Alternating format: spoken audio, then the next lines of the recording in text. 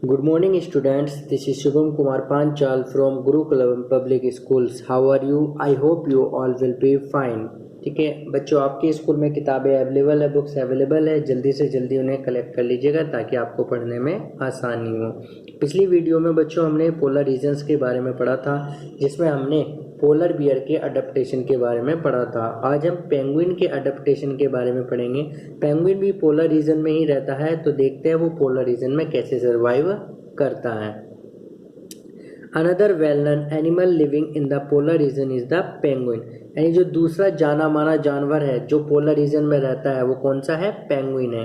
It is also white, ये भी white colour का होता है, and merge well with the white background, और वाइट बैकग्राउंड के साथ अच्छे से मर्ज हो जाता है यानी मिल जाता है। It also has a thick skin, इसकी भी एक थिक स्किन यानी मोटी खाल होती है, and a lot of fat, और बहुत ज़्यादा फैट होता है इसकी बॉडी पर, to protect it from cold, इसे ठंड से बचाने के लिए। ठीक है, तो आपने एक दूसरे जाने माने जानवर के बारे में पढ़ा यहाँ पर, जिसे हम पेंगुइन के नाम से जानते हैं। बच्चों पेंगुइन सब जानते हो, ऐसे होता है पेंगुइन। ठीक है, पेंगुइन भी पोलर रीजन में ही रहता है, और ये भी वाइट कलर का होता है, और आसानी से जो है वाइट बैकग्राउंड में मर्ज हो जाता है यानी मिल जाता है। ठीक है, इसकी जो स्किन होती है वो मोटी होती है, और इसकी बॉडी पर बहुत सारा फैट होता है, इसे कोल्ड यानी ठंड से बचाने के लिए।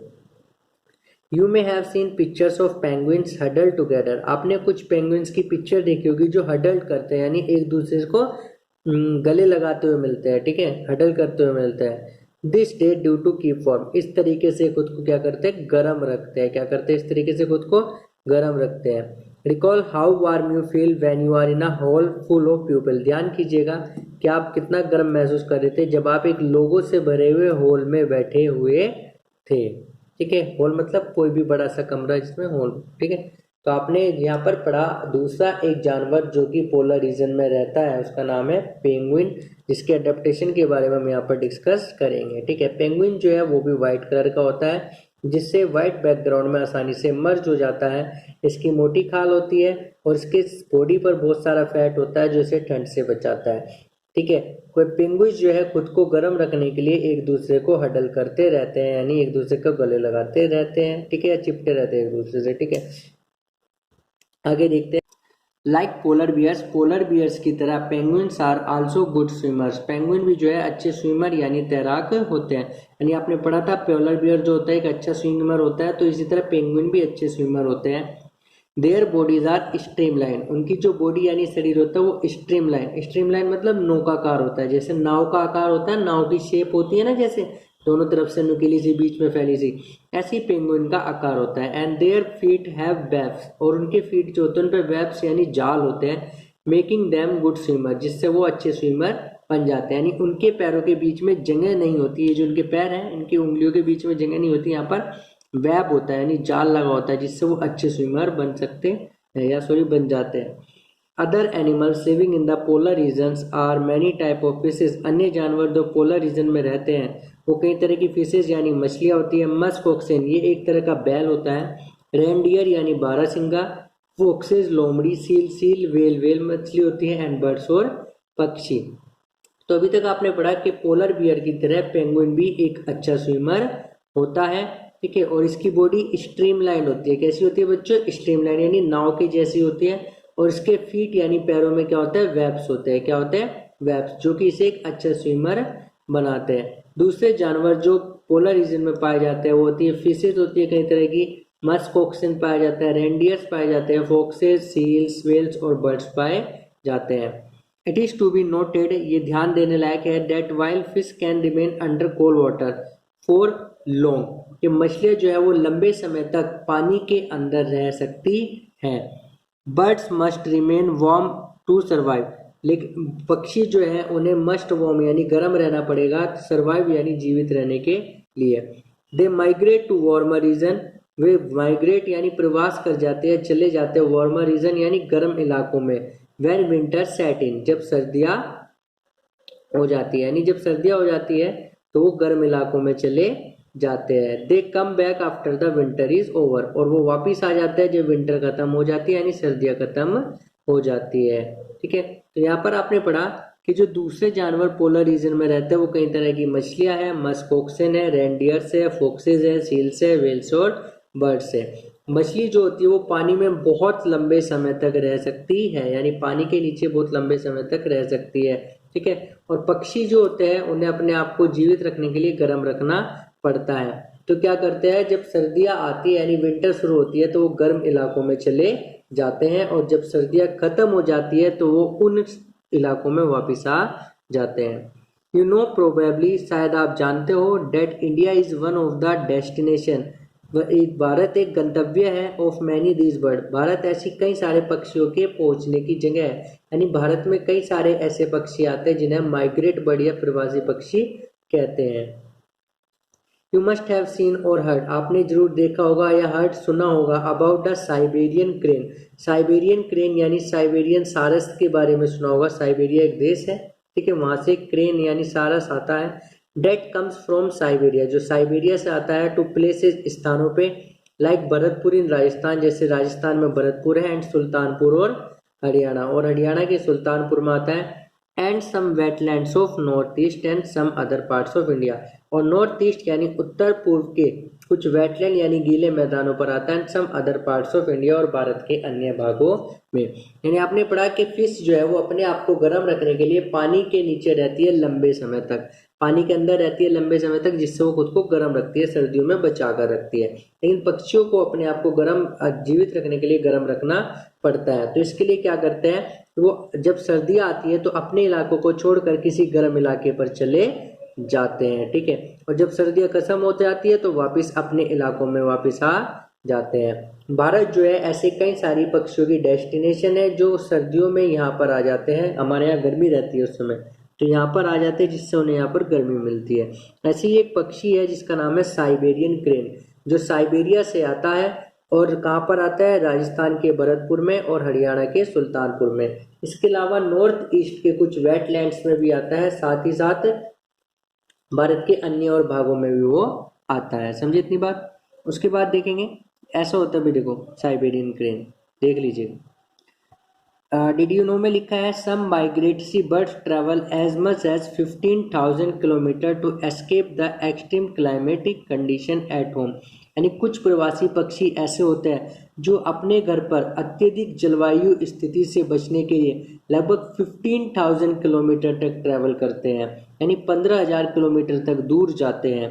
जनरली दे फ्लाई हाई, सामान्यतः वो ऊंचे उड़ते हैं, where the wind flow is helpful, जो हवा की स्पीड यानी हवा का बहाव उन्हें मदद करता है, and the cold condition allow them, और ठंडी स्थिति उन्हें मदद करती है, टू डिस्पर्स फैलने में, the heat generated by there flight muscles, ठीक है। और जो कोल्ड कंडीशन होती है, ठंडी स्थिति होती है, उनके द्वारा उन्हें मदद मिलती है कि जो उनकी फ्लाइट मसल होते हैं, फ्लाइट मसल यानी जिन मसल्स की वजह से, जिन मांसपेशियों की वजह से वो उड़ते हैं और पंख फड़फड़ाते हैं, तो पंख फड़फड़ाते हैं, तो पंख फड़फड़ाने से क्या होता है, उनकी हीट गर्मी होगी भाई, जब आप हाथ अपना बहुत देर तक हिलाते रहोगे लाते रहोगे तो गर्म हो जाएगा, नहीं हो जाएगा। तो ऐसी बार बार पंख फड़फड़ाने से उनके पंखों से हीट उत्पन्न होती है, और वो हीट अगर ज्यादा उनकी बॉडी में रुकी रही तो उनके पंख जल जाएंगे, गर्म हो जाएंगे। तो इसलिए क्या होती है, जो कोल्ड कंडीशन होती है वो उस हीट को फैला देती है, डिस्पर्स कर देती है, जिससे वो आसानी से उड़ सकते हैं।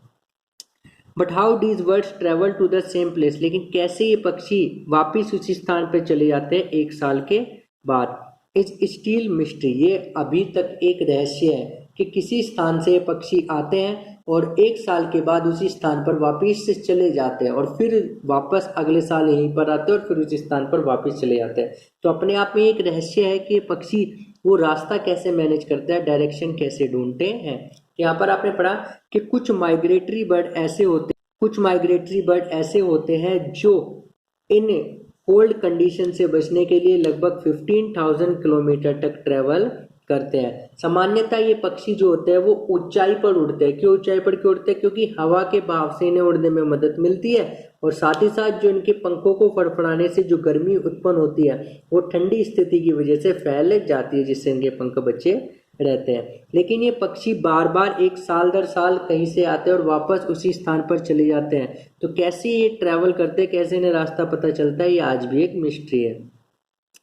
इट सीम्स दैट ऐसा दिखाई देता है these birds have a built in sense कि इन पक्षियों के अंदर कुछ एक सेंस है ऑफ डायरेक्शन दिशा का, जिससे दिशा का पता लगा सकते हैं। And no in which direction the direct travel, और ये जानते हैं कि इन्हें किस दिशा में ट्रेवल करना है। ऐसा लगता है कि इन पक्षियों में कोई सेंस है, कोई इनके अंदर एक ऐसी शक्ति है जिससे दिशा का पता लगा सकते हैं और किस दिशा में इन्हें ट्रेवल करना है। Some birds probably use landmarks, कुछ पक्षी जो है शायद वो लैंडमार्क्स का यूज करते हैं टू गाइड देम, अपना मार्गदर्शन के लिए। लैंडमार्क मतलब कुछ रास्ते में जाते हुए जगहों की पहचान करते जाते हैं कि आते हुए ये जगह पड़ी थी तो जाते हुए भी ये पढ़नी चाहिए। मैनी बर्ड्स में बी गाइडेड बाय द सन, ज़्यादातर पक्षी जो है दिन में सूरज के द्वारा गाइडेड होते हैं और ड्यूरिंग द डे दिन में, एंड स्टार्स एट नाइट, और रात में स्टार्स यानी तारों के द्वारा गाइडेड होते हैं। देयर इज सम एविडेंस, कुछ ऐसे सबूत है दैट बर्ड्स में use the magnetic field of the earth, कि पक्षी जो है वो अर्थ के मैग्नेटिक फील्ड यानी चुंबकीय क्षेत्र का उपयोग करते हैं टू फाइंड डायरेक्शन, दिशा को ढूंढने के लिए। यानी कुछ ऐसे भी सबूत मिल रहे हैं जिससे पता चलता है कि पक्षी जो है वो दिशा को ढूंढने के लिए अर्थ के मैग्नेटिक फील्ड का यूज करते हैं। And it is not only birds that migrate, केवल सिर्फ पक्षी ही माइग्रेट नहीं करते। Mammals, many types of fish and insect, mammals होते हैं स्तनधारी पशु जो सिर्फ बच्चे को जन्म देते हैं, अंडा नहीं देते। मैनी टाइप्स ऑफ फिश, कई तरह की मछलियां। इंसेक्ट यानी कीट पतंगे are also known to migrate seasonally in search of more hospitable climate, यानी सिर्फ पक्षी माइग्रेट नहीं करते, इनके अलावा मैमल्स, कई तरह की फिशेज और इंसेक्ट भी माइग्रेट करते हैं ताकि वो किसी हॉस्पिटेबल कंडीशन यानी कि हॉस्पिटेबल क्लाइमेट यानी आरामदायक क्लाइमेट में पहुंच सके। तो आपने यहाँ पर पढ़ा पक्षी जो होते हैं उनमें कोई शायद बिल्ट इन सेंस होता है जिससे वो डायरेक्शन का पता लगा सकते हैं, ठीक है। या पक्षी जो है आने जाने के लिए लैंडमार्क्स का यूज करते हैं, या फिर दिन में वो सूरज के द्वारा गाइड होते हैं और रात में स्टार्स के द्वारा गाइड होते हैं। कुछ ऐसे भी सबूत मिले हैं कि पक्षी जो है डायरेक्शन को ढूंढने के लिए अर्थ के मैग्नेटिक फील्ड का यूज करते हैं, ठीक है। तो केवल सिर्फ बर्ड्स ही माइग्रेट नहीं करते, इनके अलावा मैमल्स, फिशेज और इंसेक्ट्स भी माइग्रेट करते हैं। अब हम पढ़ेंगे द ट्रॉपिकल रेन फॉरेस्ट यानी उष्ण कटिबंधीय वर्षा वनों के बारे में। किसके बारे में? उष्ण कटिबंधीय वर्षा वनों के बारे में।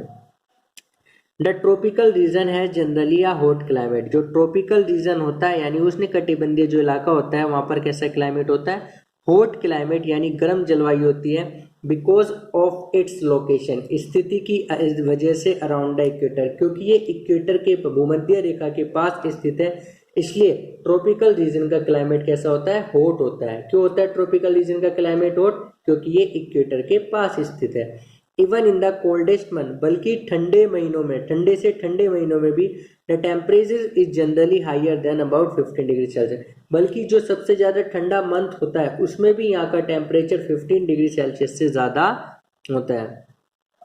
ड्यूरिंग हॉट समर्स, गर्म गर्मियों के दौरान द टेम्परेचर में क्रॉस 40 डिग्री सेल्सियस, यानी गर्मियों के दौरान जब बहुत ज़्यादा गर्मी पड़ती है तो टेम्परेचर 40 डिग्री सेल्सियस से भी ज़्यादा हो जाता है। Days and nights are almost equal in length throughout the year, दिन और रात साल के लगभग पूरे साल बराबर रहते हैं, लंबे बराबर रहते हैं।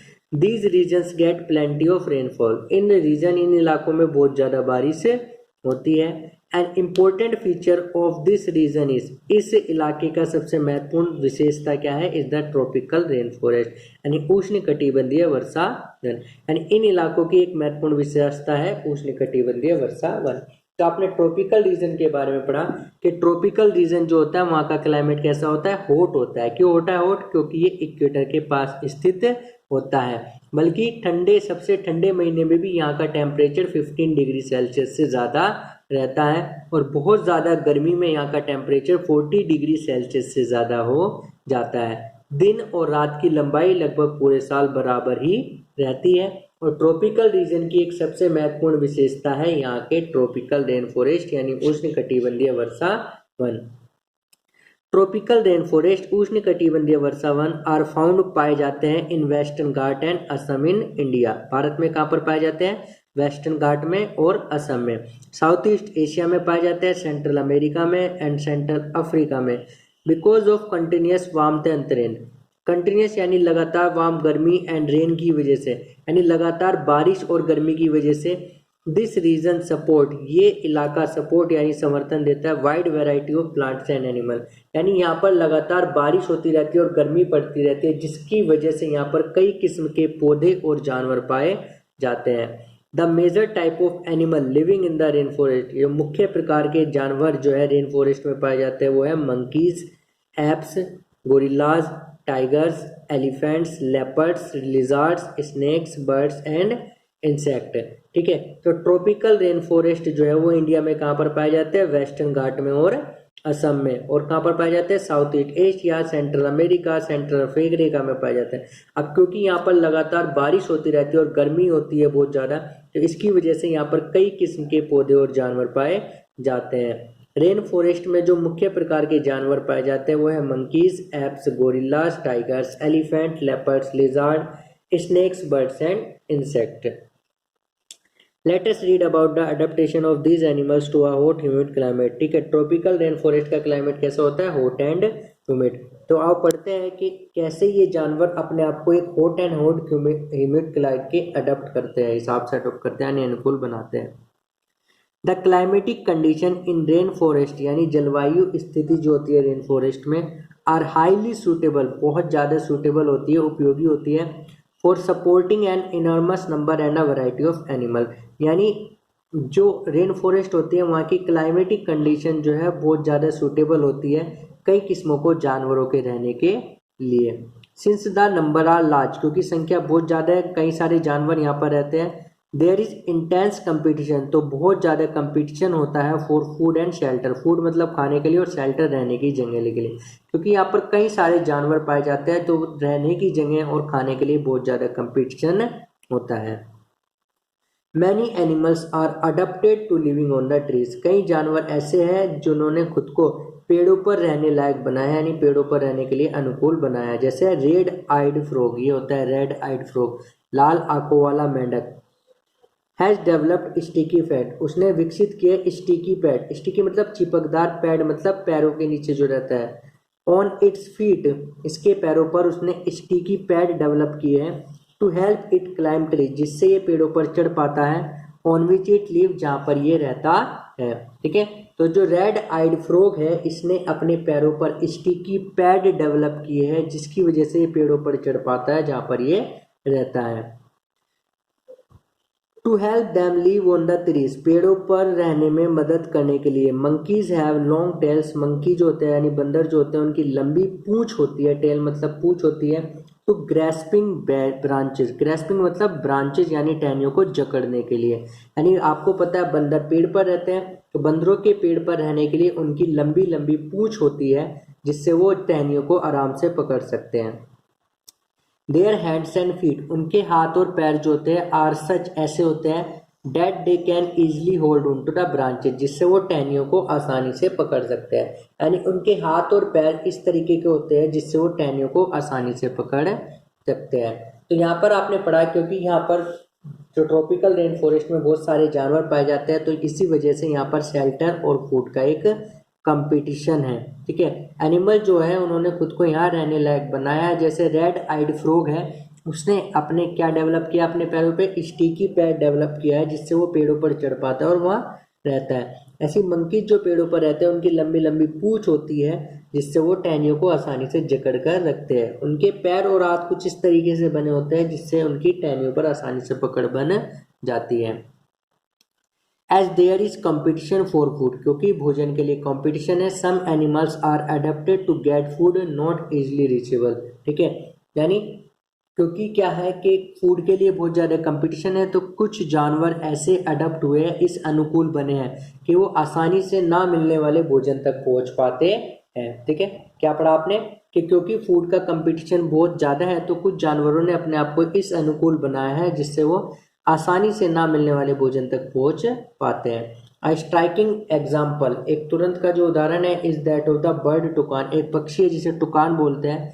विच पोजेसेस, जो रखता है अ लॉन्ग, एक लंबी, लार्ज बड़ी, बीक मतलब चोंच, यानी एक पक्षी होता है टुकान जिसे बोलते हैं जिसकी एक लंबी और बड़ी चोंच होती है। दिस हेल्प, तुकान ये मदद करती है तुकान को टू रिच द फ्रूट्स, फलों तक पहुँचने के लिए। ऑन ब्रांचेस, टहनियों पर, ये टहनियों पर फलों तक पहुँचने के लिए मदद करती है। Which are otherwise too weak, ऐसी टहनियों पर जो या तो बहुत ज़्यादा कमज़ोर है, टू सपोर्ट इट्स वेट, इसके वजन को सहन करने के लिए। ठीक है, यानी क्योंकि यहाँ पर भोजन के लिए कंपटीशन बहुत ज़्यादा है, तो कुछ जानवरों ने अपने आप को इस अनुकूल बनाया है कि वो आसानी से भोजन तक पहुँच सके। ऐसी एक एग्जाम्पल है तुकान नाम का पक्षी। तुकान नाम का जो पक्षी होता है उसकी एक लंबी और बड़ी चोंच होती है। वो लंबी और बड़ी चोंच इसलिए होती है ताकि वो उन टहनियों से पेड़ फलों को तोड़ सके जहाँ पर वो जा नहीं सकता। क्यों नहीं जा सकता? क्योंकि टहनी उसके वजन से टूट जाएगी। Many tropical animals have sensitive hearing, कई जानवर ऐसे होते हैं ट्रॉपिकल जिनकी सेंसिटिव हियरिंग होती है, यानी सुनने की क्षमता बहुत ज़्यादा होती है। शार्प आईसाइट, तेज नज़र होती है। थिक स्किन, मोटी खाल होती है। एंड अ स्किन कलर, और त्वचा का रंग ऐसा होता है विच हेल्प देम, जो उन्हें मदद करता है टू कैमोफ्लेज, यानी छुपने में, बाय ब्लेंडिंग यानी मिश्रित करके, विद द सराउंडिंग यानी अपने आसपास के जैसा कलर वो अपनी बॉडी के बनाते हैं। जैसे आपने गिरगिट का नाम सुना होगा, तो जहाँ पर बैठता है उसी के हिसाब से अपना कलर चेंज कर लेता है। ठीक है, this is to protect them from predators, ये उन्हें उनके शिकारियों से बचाता है। तो आपने पढ़ा कई ट्रॉपिकल जानवर जो ऐसे होते हैं उनकी छुनने की क्षमता बहुत ज़्यादा होती है, तेज नज़र होती है, मोटी खाल होती है, और एक ऐसा स्किन कलर होता है जिससे वो अपने आसपास के बैकग्राउंड में खुद को आसानी से छुपा सकते हैं, और ऐसा उनको उनके शिकारियों से बचाने के लिए है। फॉर एग्जाम्पल, उदाहरण के लिए बिग कैट्स, यानी जो बड़ी बिल्लियाँ होती है जैसे कि lion and tiger. Big cats मतलब लोयन एंड टाइगर।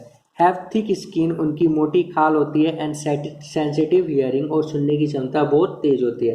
यानी जो बड़ी बड़ी कैट्स होती है जैसे लोयन और टाइगर हैं, उनकी मोटी खाल होती है और सुनने की क्षमता बहुत तेज होती है। द लोयन टेल्ड मैकाऊ, ठीक है, लोयन टेल यानी शेर की पूंछ जैसा मैकाऊ, जो एक बियर्ड ऐप यानी दाढ़ी वाला लंगूर होता है, lives in the rain forest of western घाट, वेस्टर्न घाट के रेन फॉरेस्ट में रहता है। इट्स मोस्ट आउटस्टैंडिंग फीचर, इसका सबसे गजब का फीचर यानी विशेषता is the silver white man, यानी चांदी जैसी सफ़ेद जो इसका मेन है, विच सराउंड द हेड, जो कहाँ पर इसके हेड यानी सिर से लेकर इसके चीक्स गालों तक है, डाउन टू चिन, यानी इसके सिर से लेकर आप देख सकते हो इसके सिर से लेकर इसके गालों तक होते हुए नीचे चिन यानी ठोड़ी तक है। It is a good climber, ये एक अच्छा क्लाइंबर होता है, यानी आसानी से पेड़ पर चढ़ जाता है। And spend some major parts of it life on the tree, और अपने जीवन का ज़्यादातर हिस्सा पेड़ पर बिताता है। It feeds mainly on fruit, ये ज़्यादातर फल खाता है। इट आल्सो इट सीड, ये बीज भी खाता है। यंग लीव्स, ताजी पत्तियों को खाता है। स्टेम्स, तनों को खाता है। फ्लावर्स, फूलों को खाता है। एंड बर्ड्स, और कलियों को खाता है। This beard ape also searches for insect under the bark of the trees, और ये जो बियर्ड ऐप यानी दाढ़ी वाला बंदर होता है, दाढ़ी वाला लंगूर होता है, ये ट्री की बार्क यानी छाल के नीचे से इंसेक्ट को निकाल कर भी खा जाता है। Since it is able to get sufficient food on the trees, क्योंकि इसको पेड़ पर ही आसानी से बहुत ज़्यादा भोजन मिल जाता है। It rarely comes down on the ground, तो ये ज़मीन पर बहुत कम नीचे आता है। तो यहाँ पर आपने पढ़ा कि एक लोयन टेल्ड मैकाऊ होता है जो इसे बियर ऐप भी कहते हैं, बियर्ड ऐप भी कहते हैं। ये वेस्टर्न घाट के रेन फॉरेस्ट में रहता है। इसका सबसे अच्छा फीचर यह है कि इसके सिर से लेकर इसके गालों तक और ठोड़ी के नीचे तक सफ़ेद चांदी के जैसी जो है एक बाल से होते हैं। ठीक है, ये एक बहुत अच्छा क्लाइंबर होता है, यानी आसानी से पेड़ पर चढ़ जाता है और अपनी ज़िंदगी का ज़्यादातर समय पेड़ों पर ही बिताता है। ज़्यादातर फल खाता है, बीज भी खाता है, ताज़ी पत्तियाँ खाता है, तने खाता है, फल भी खाता है, फूल भी खाता है और कलियों को भी खाता है। और इसके अलावा पेड़ों की छाल के नीचे जो इंसेक्ट यानी कीट पतंगे छुपे रहते हैं उन्हें भी खा जाता है। अब क्योंकि इसे आसानी से पेड़ों पर ही काफ़ी भोजन मिल जाता है, तो ये बहुत ही कम नीचे आता है ज़मीन पर। Another well known animal of Indian tropical rain forest, जो दूसरा जाना माना नाम है ट्रॉपिकल रेन फॉरेस्ट के जानवर का, इज द एलिफेंट। वो कौन सा है? एलिफेंट है। यानी एक और ट्रॉपिकल रेन फॉरेस्ट का फेमस जानवर है जो कौन सा है? Elephant. It has adapted to the condition of rain forest in many remarkable ways, इसने कई तरीके से अपने आप को ट्रॉपिकल रेन फॉरेस्ट के अनुकूल बनाया है। इसके ट्रंक यानी सूंड को देखिएगा, जिसका प्रयोग एक नोज के रूप में पड़ता है। क्यों? जिसकी वजह से इसकी सूंघने की क्षमता बहुत ज़्यादा होती है।